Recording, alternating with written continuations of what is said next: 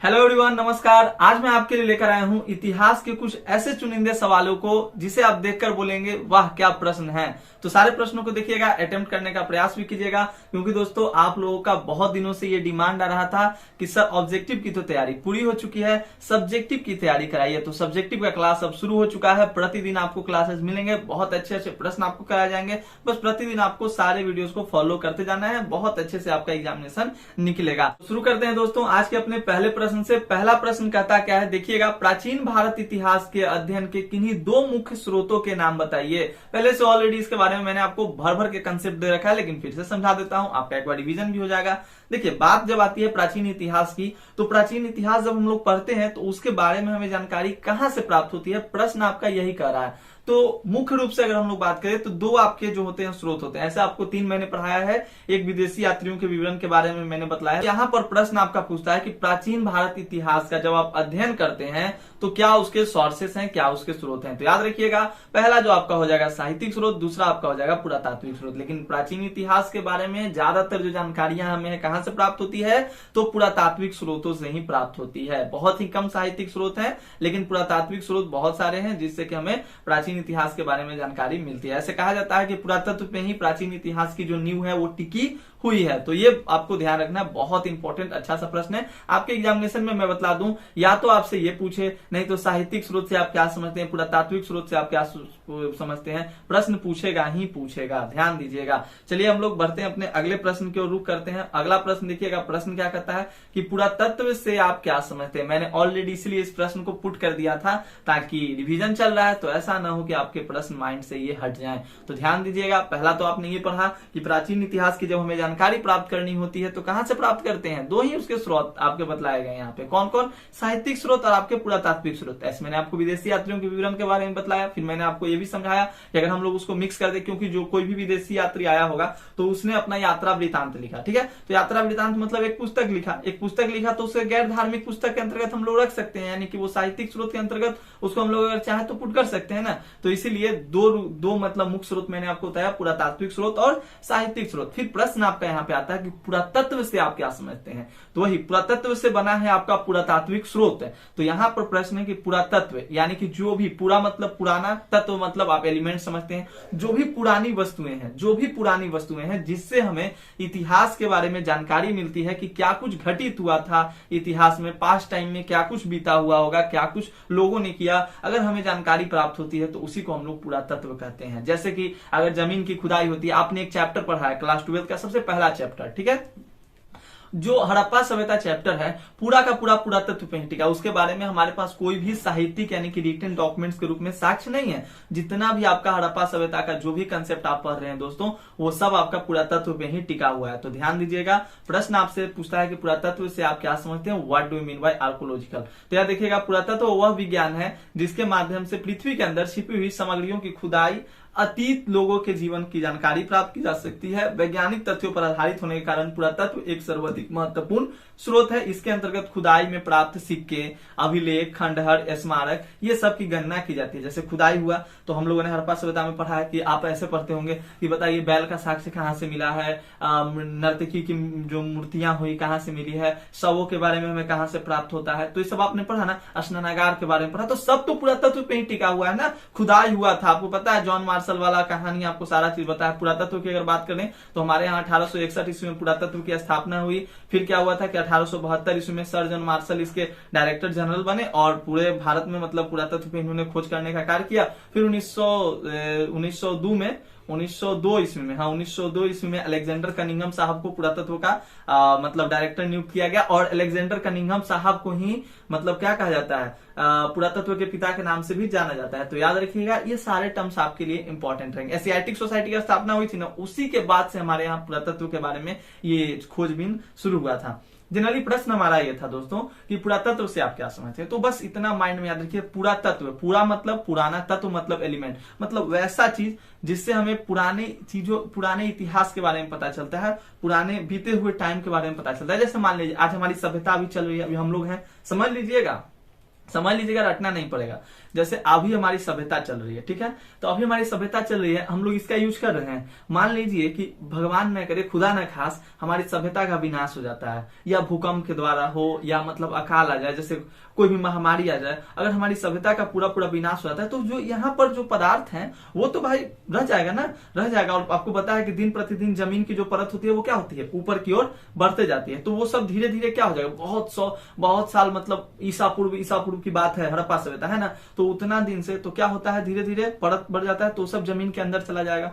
तो जब खुदाई उदाई होगा तो ये सब नहीं निकलेगा, लैपटॉप का कुछ ना कुछ पार्ट्स निकलेगा, जो चीज नॉन बायोडिग्रेडेबल होगा, मतलब जो मतलब नहीं गलेगा, वो सब तो मिलेगा ही ना। तो उनसे पता लगा लेंगे लोग कि हाँ भाई, मतलब ऐसा एक सभ्यता था जहाँ पे लोग फोन का इस्तेमाल करते थे, एक ऐसा यंत्र था जिसका इस्तेमाल करते थे। तो पुरातत्व का मतलब वही होता है दोस्तों, पुरानी वैसी वस्तु जिससे हमें इतिहास के बारे में जानकारी प्राप्त होता है। और पुरानी वस्तु हमें कहां से मिलेगी, मतलब बहुत पुरानी वस्तु धरती के अंदर मिलेगी। तो इतना याद रखिएगा कि वो पुरातत्व वह विज्ञान है जिसके माध्यम से पृथ्वी के अंदर छिपी हुई सामग्रियों की खुदाई कर अतीत के लोगों के जीवन की जानकारी प्राप्त की जा सकती है। और यह वैज्ञानिक तथ्य पर आधारित है, मतलब उससे काल निर्धारण किया जाता है। एक मैं आगे आपको पढ़ाऊंगा, C14 विधि पढ़ाऊंगा, जो पुरातत्व में जो भी वस्तुएं मिलती है उसको C14 विधि के द्वारा टेस्टिंग किया जाता है। C14 कार्बन डेटिंग पद्धति कहा जाता है, और उससे उसकी एज के बारे में जानकारी प्राप्त की जाती है। अभी जस्ट आगे पढ़ाऊंगा तब आपको सारा चीज समझ में आ जाएगा। तो इतना याद रखिएगा, पुरातत्व से आप क्या समझते हैं। मैं आपको फिर कह देता हूं, आगाह कर देता हूं। देखिए, पूरा आपसे साहित्यिक स्रोत के बारे में पूछे या पुरातात्विक स्रोत के बारे में पूछे, 100% श्योर रहिए कि पूछेगा तो पूछेगा। आकाश सर का नाम है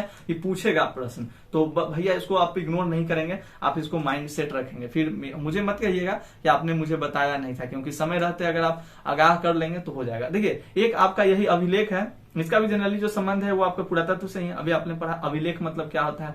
अभिलेख का मतलब होता था, जैसे अभी आप कहते हैं सर VVI क्वेश्चन दे दीजिए ना, तो मैं आपको कैसे देता हूं क्वेश्चन, PDF के रूप में देता हूं। तो पुराने जमाने में क्या होता था कि PDF वगैरह का प्रचलन नहीं था मित्र, कंप्यूटर नहीं था, बेसिक सी बात है, आपको भी पता है, तो नहीं था। तो क्या होता था, कोई भी राजा महाराजा होते थे, जैसे आज आपने सुना होगा कि ये ठंड का अलर्ट है, बिहार में ठंड का अलर्ट होने वाला है, ज्यादातर ठंड बढ़ने वाली है, तो आपको एक नोटिस मिला ना, सरकार ने नोटिस जारी किया ना। तो उसी तरह से जब राजा महाराजा होते थे पुराने जमाने के, वो अब क्या करते थे, पत्थरों पे, ताम्र पत्रों पे, मतलब क्या करते थे, अपने शासन व्यवस्था में जो भी अपना जो फरमान होता था वो जारी करते थे। तो उसी को अभिलेख कहा गया है, ठीक है। तो देखिए, अभिलेख एक प्रकार का लेख है, लेख मतलब रिटन डॉक्यूमेंट्स आपका हो गया।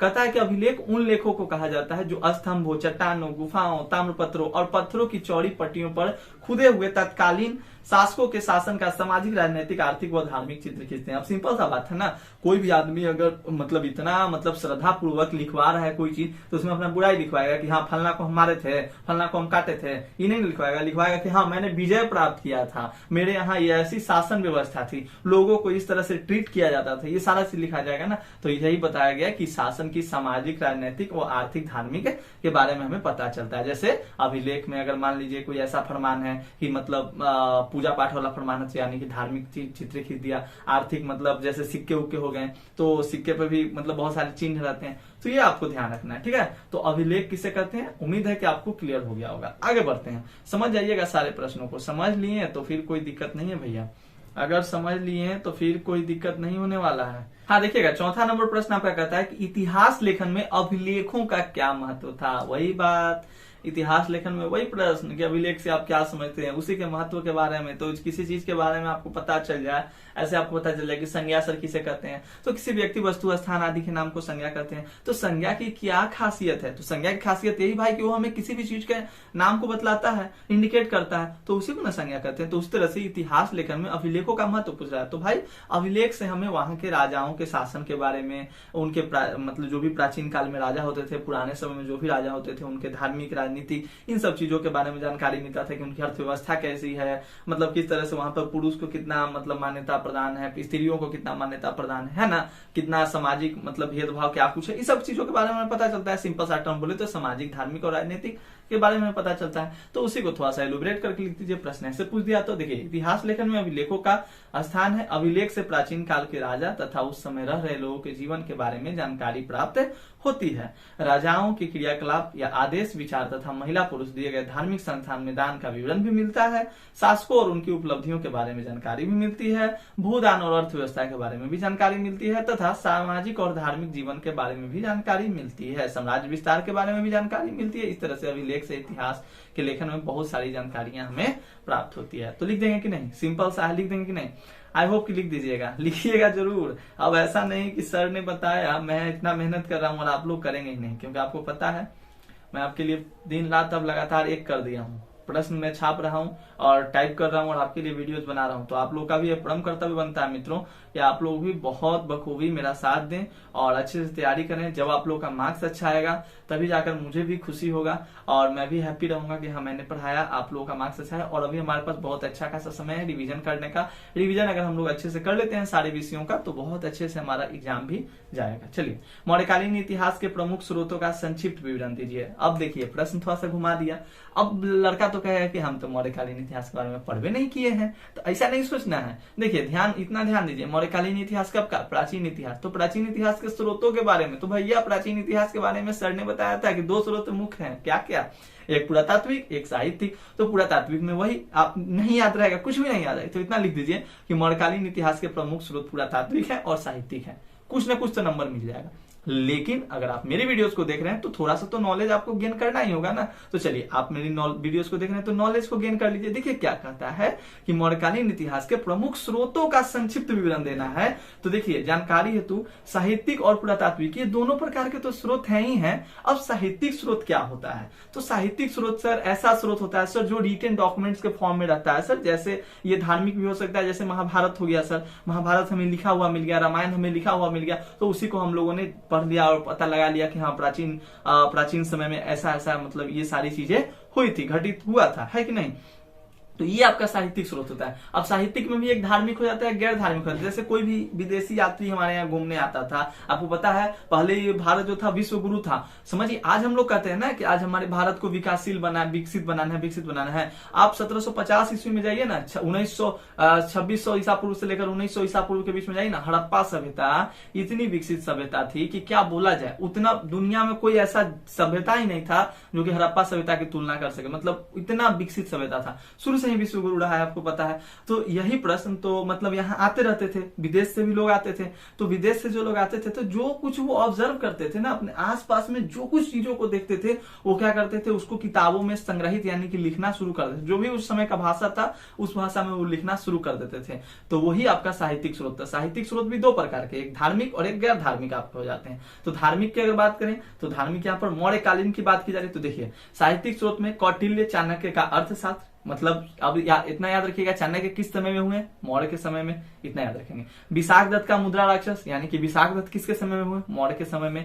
विष्णु पुराण एवं बौद्ध व जैन ग्रंथ से मौर्य इतिहास की जानकारी मिलती है। आप बौद्ध और जैन धर्म के बारे में आपने पढ़ा है ना, 16 महाजनपदों के बारे में जानकारी हमें कहां से मिलती है? अंगुत्तर निकाय भगवती सूत्र से जानकारी मिलता है ना जी। तो अंगुत्तर निकाय भगवती सूत्र में मगध महाजनपद के बारे में जानकारी था, तभी ना मौर्यकालीन इतिहास के बारे में जानकारी आया।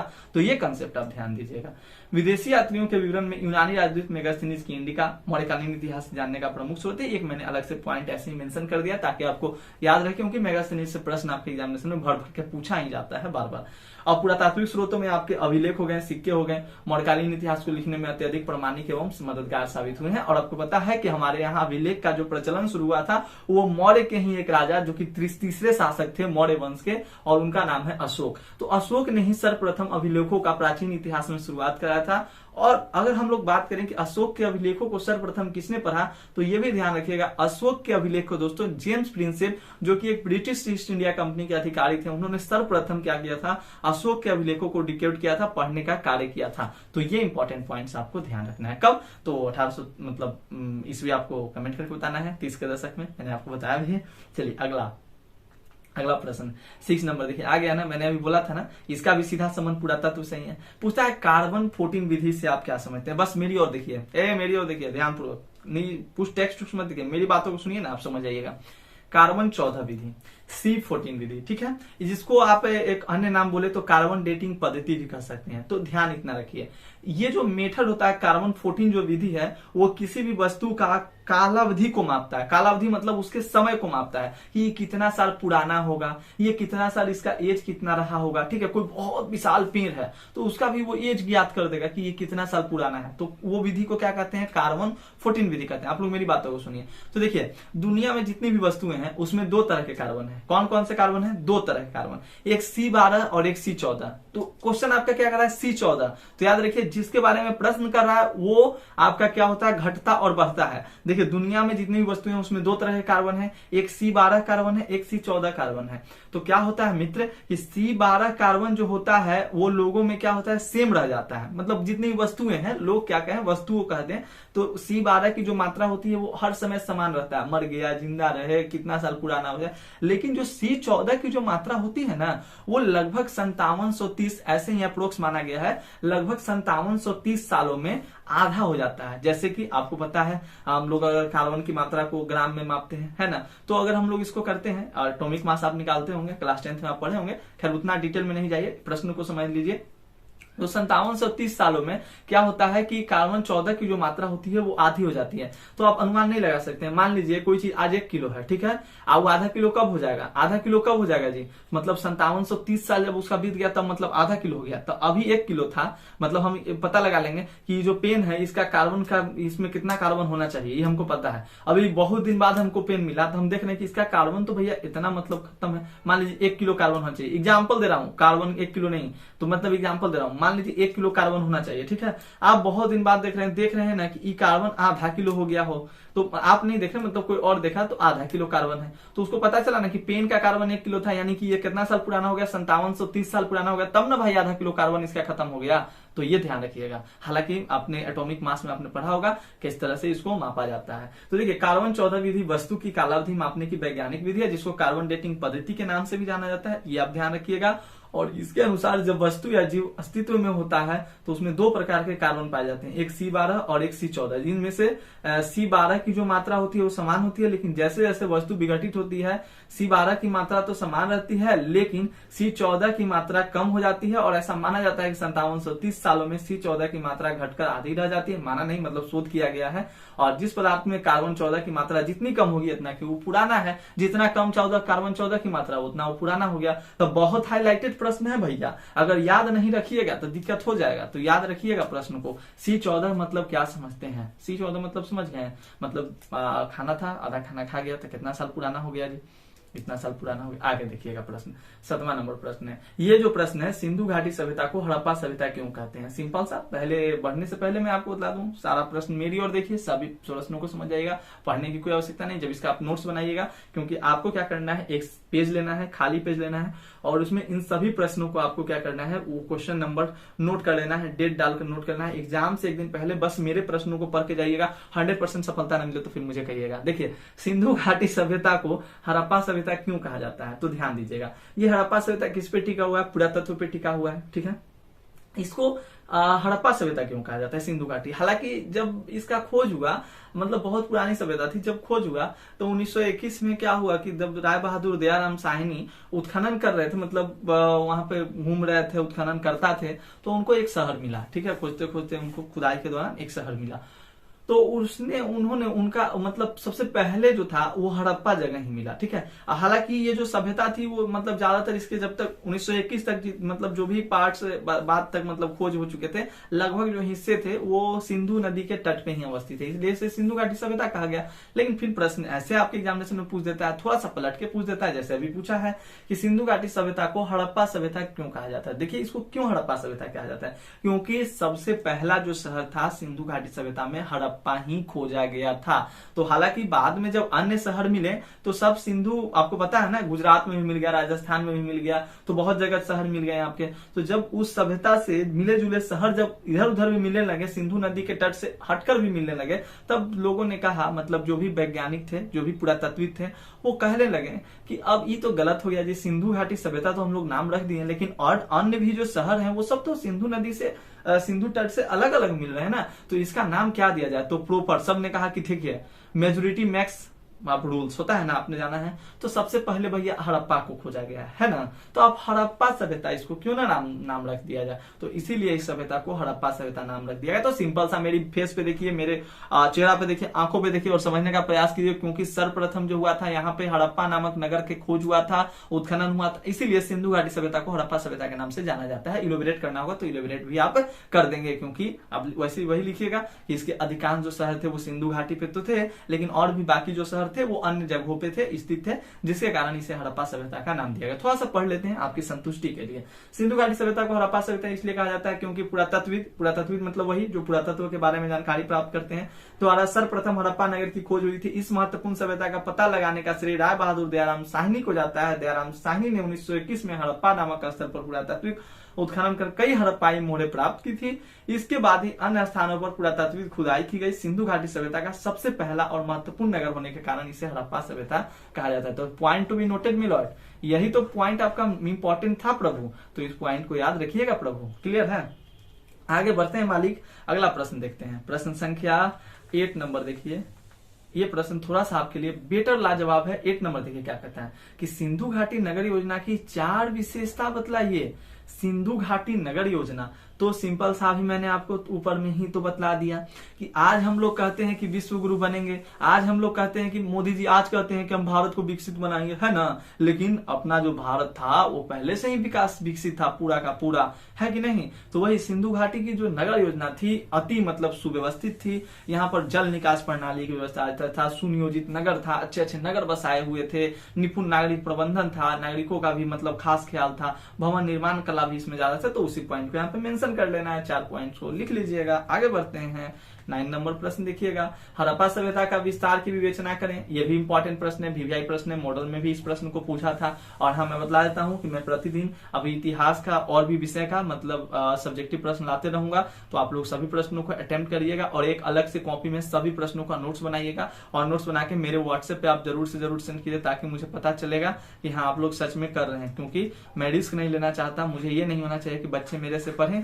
और अच्छे मार्क्स को अचीव न करें, क्योंकि मेरा रिजल्ट ऑलरेडी हर साल अच्छा रहता है, तो इस साल भी अच्छा जाना चाहिए। मैं कहता हूँ, मतलब खुद घमंड है कि नहीं, अच्छा जाना चाहिए तो अच्छा जाना चाहिए, तो इसलिए मैं मेहनत कर रहा हूँ, आप लोग को भी करना होगा। हड़प्पा सभ्यता का विस्तार उत्तर में जम्मू कश्मीर से लेकर दक्षिण में नर्मदा के तट पर और पश्चिम में बलूचिस्तान मकरान समुद्र से लेकर पूर्व में मेरठ तक था। लाइन को रख लीजिएगा थोड़ा सा और ध्यान दीजिएगा। इसका क्षेत्रफल 13 लाख में मतलब 400 वर्ग किलोमीटर कम था, तो 12,99,600 वर्ग किलोमीटर। अनुमानतः हड़प्पा सभ्यता का विस्तार उत्तर से दक्षिण 1100 किलोमीटर तथा पूर्व से पश्चिम 1600 किलोमीटर है। तो ध्यान रखेंगे, जिनको फास्ट लग रही होगी वीडियो, थोड़ा सा वीडियो को स्लो करके देख लेंगे, क्योंकि समय थोड़ा कम है। रिवीजन में थोड़ा सा ऑन द फुल जोश पढ़ाना ही पड़ता है कि नहीं जी। अगला प्रश्न 10 नंबर देखिए। 10 नंबर क्या कहता है कि हड़प्पा वासियों द्वारा सिंचाई के लिए प्रयोग में लाए जाने वाले साधनों के नामों का उल्लेख करें। तो कौन कौन से जो साधन थे वो लोग सिंचाई में प्रयोग करते थे। सिंपल सा बात है, जो अभी हम लोग सिंचाई के लिए जल साधन का प्रयोग करते वही करते थे। तो याद रखिएगा, यहाँ पर अफगानिस्तान में सौदगुई नामक स्थल से हड़प्पा नहरों के चिन्ह प्राप्त हुए हैं। हड़प्पा के लोगों द्वारा सिंचाई के लिए कुओं का भी इस्तेमाल किया जाता था। गुजरात के धौलावीरा जो है वो बहुत फेमस है जल निकास प्रणाली के लिए, तो ये ध्यान रखिएगा। तालाब भी यहाँ पर मिला है और कृषि सिंचाई के लिए पानी देने का जो काम, जल संग्रह जो करता था वो आपका धौलावीरा काम करता था। तो गुजरात का धौलावीरा बहुत इंपॉर्टेंट पॉइंट है, याद रखिएगा जल प्रबंधन के दृष्टि से। चलिए आगे बढ़ते हैं, अगला प्रश्न देखते हैं। रुख बदल, रुख जिंदगी ने मोड़ दिया ऐसे, तो हम लोग को भी रुख तो मोड़ना होगा ना।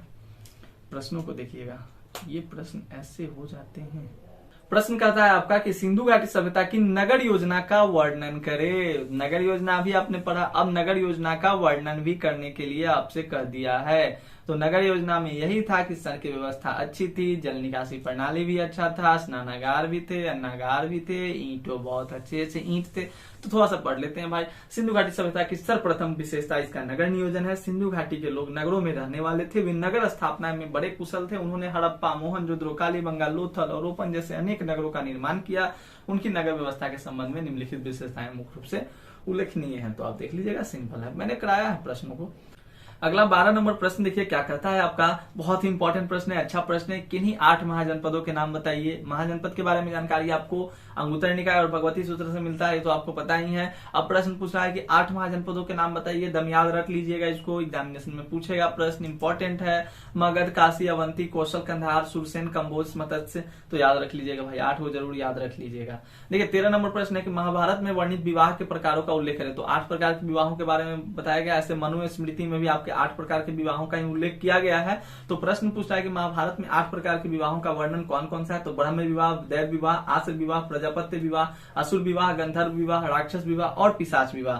थोड़ा थोड़ा सबके बारे में जानकारी आप प्राप्त कर लेंगे और उसको याद रखेंगे। देखिए बहुत फेमस प्रश्न है आपका, त्रिपिटक क्या है, तो त्रिपिटक का मतलब होता है त्रि मतलब 3, पिटक मतलब पिटारा, नहीं कहते हम लोग पिटारा मदारी वाला है, पिटारे में क्या रखा है, तो सांप रखा हुआ है ना, कहते हैं ना। तो त्रिपिटक का मतलब होता है 3 पिटारा, यानी कि 3 टोकरिया, जिसमें बौद्ध धर्म के जो बौद्ध द्वारा उपदेश दिए गए थे उसको संग्रहित किया गया है। मैंने बौद्ध ने नहीं लिखा, मतलब यहाँ पर बुद्ध ने नहीं लिखा, बुद्ध के द्वारा दिए गए उपदेशों का उनके अनुयायियों द्वारा क्या गया, संग्रहण किया गया, उसी को त्रिपिटक का नाम दिया गया। पढ़ लेते हैं थोड़ा सा, देखिए क्या कहता है कि महात्मा बुद्ध की मृत्यु के बाद उनके मानने वाले मतलब उनके अनुयायी जो थे, उनकी शिक्षाओं का संकलन 3 पिटकों में किया। इन्हीं तीनों पिटकों को संयुक्त रूप से त्रिपिटक कहा जाता है। और यह तीनों पिटक विनय पिटक, सुत्त पिटक और अभिधम्म पिटक हैं आपके, तीनों का नाम दे दिया। अब थोड़ा सा एलोबरेशन है आपके कि सुत्त पिटक में बौद्ध धर्म के सिद्धांत मिलते हैं, विनय पिटक की बात करें तो बौद्ध धर्म के आचार विचार मिलते हैं, नियम मतलब, और अभिधम्म पिटक की बात करें तो बौद्ध दर्शन मिलता है। और इन तीनों पिटकों का जो ज्ञानी होता है उसे त्रिपिटकाचार्य के नाम से जाना जाता है। तो अगर आप इसके ज्ञानी होंगे तो आपको त्रिपिटकाचार्य के नाम से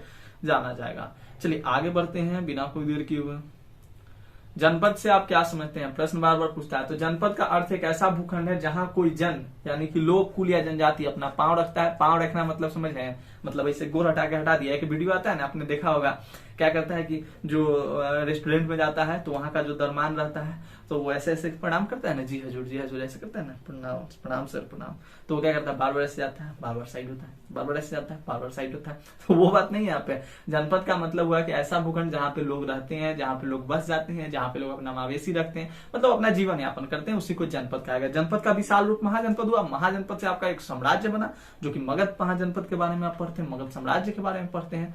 फिर है किस बौद्ध ग्रंथ में 16 महाजनपदों का उल्लेख मिलता है, तो बौद्ध ग्रंथ के अंगुत्तर निकाय में। देखिए बौद्ध ग्रंथ का अंगुत्तर निकाय और जैन धर्म का भगवती सूत्र। तो जैन का अगर पूछे तो जैन का क्या हो जाएगा, भगवती सूत्र हो जाएगा। याद रखिएगा बंधु, हमें मत कहिएगा मित्र।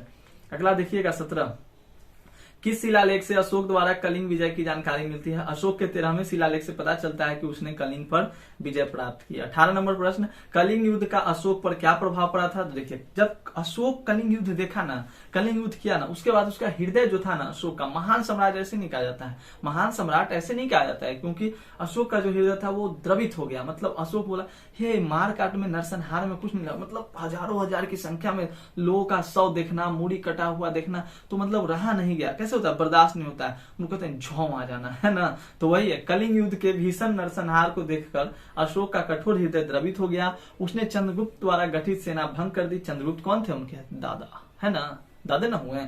उसने युद्ध विजय के स्थान पर धम्म विजय का निश्चय किया और अशोक ने साम्राज्य विस्तार की नीति के स्थान पर धम्म प्रचार की नीति को अपनाया। समस्त भारत सहित विदेशों में भी धर्म प्रचारक भेजे, धम्म प्रचारक हो जाएगा यहाँ पे। इसलिए अशोक महान सम्राट कहा जाता है और उसके हृदय में मानवता की सेवा, जीवों कल्याण एवं दया का भाव जागृत हुआ। तो कभी कभी प्रश्न आपके एग्जामिनेशन में ये पूछा जाता है कि धम्म के प्रचार हेतु अशोक ने किसको नियुक्त किया था, धम्म मातृ को नियुक्त किया था। धम्म की शुरुआत किसने की थी, तो प्राचीन इतिहास में तो अशोक ने किया था। तो याद रखिएगा। चलिए आगे बढ़ते हैं। अशोक के धम्म से आप क्या समझते हैं, तो धम्म एक तरह की नैतिक संहिता थी और जिसका उद्देश्य लोगों में प्रेम, नैतिकता, शांति तथा उत्तरदायित्व की भावना को जगाकर अपने साम्राज्य में शांति बनाए रखना था। तो याद रखिएगा। अगला देखिए, मोहनजोदड़ो के स्नानागार का संक्षेप में विवरण कीजिए। तो मोहनजोदड़ो के बारे में पूछा, यह हड़प्पा सभ्यता का बहुत ही महत्वपूर्ण और बहुत ही बड़ा शहर है आपका।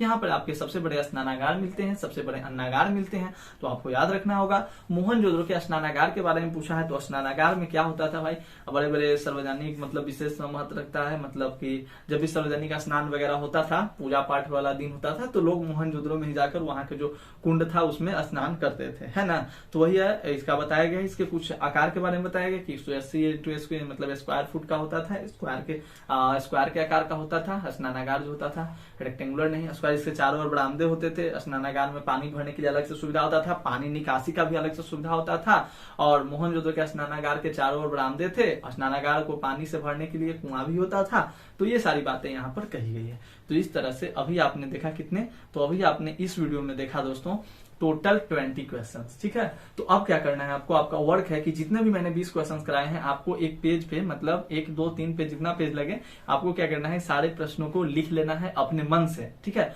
प्रश्न पहले लिख लीजिए 1 से लेकर, और प्रश्न लिखकर या मेरी वीडियोस को रोक कर प्रश्न पहले लिख लीजिए और अपने मन से आंसर लिखिए, ठीक है। और उस आंसर को मेरे व्हाट्सएप नंबर 9523297596 पर आप इस नंबर को पहले तो सेव कर लेंगे मेरे नाम से, और उसके बाद आकाश नाम है मेरा, आकाश सर के नाम से सेव कर लेंगे, और उसके बाद इस पे आप सेंड करेंगे, ठीक है। मैं उस आंसर को चेक करूंगा और आपके एक वॉइस मैसेज छोड़ूंगा। मान लीजिए आपका अगर अच्छा आंसर रहा तो मैं लिखूंगा वेरी गुड, मतलब कहीं पे कोई दिक्कतें रहेंगी तो मैं उसको भी बताऊंगा, ठीक है दोस्तों। तो ऐसे हम लोग सारे विषय क्या करेंगे, ये हमारे लिए जितने भी दिन बचे हुए एग्जामिनेशन के गोल्डन टाइम है, तो इसको हम लोग गोल्डन अपॉर्चुनिटी के रूप में लेना है और जितना हो सके उतना मेहनत करना है। और हाँ, एक बात बता दूं, आप लोग 2 वेबसाइट को जरूर विजिट कीजिए। एक BSCB क्यूज को जब खाली समय मिले आपको तो जरूर विजिट कीजिए, अपना वेबसाइट है, और एक सॉफ्ट स्टडी akashkumar.in को। तो इस दोनों पे आपको स्टडी मटेरियल्स वगैरह सारे चीज मिलते रहेंगे, ठीक है दोस्तों।